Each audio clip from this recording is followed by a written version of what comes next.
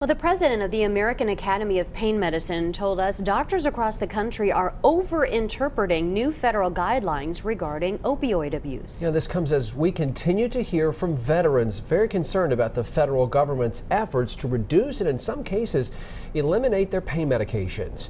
Nate Morabito continues to ask questions about this major change. Josh and Sarah, Mountain Home VA is basing its decision to reduce opioids partly on new guidelines released by the Centers for Disease Control earlier this year, recommendations that urge caution when prescribing the painkillers. But the president of the American Academy of Pain Medicine told us nowhere in those guidelines does it say doctors shouldn't prescribe opioids.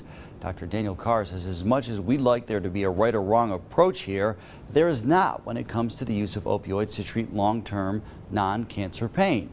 Instead, he says it's based on the individual person, their condition, and their history. The application of what were meant to be guidelines and case-by-case recommendations to make them rigid rules intended to apply to all patients has left many patients caught in the middle through no fault of their own. Generally, the VA is tapering veterans off of the painkiller, especially those on high doses, veterans who are also on anti-anxiety medications, and those with other health issues, some of them you see there. Factors a VA doctor told us can contribute to overdoses and other complications. The American Academy of Pain Medicine's president told us there are subgroups of patients where the risks do outweigh the benefits. Those on higher doses with mental health issues like depression or anxiety, for example. But he said there are other subgroups where the benefits outweigh the risks, like people on low, stable doses who've tried alternatives that haven't worked.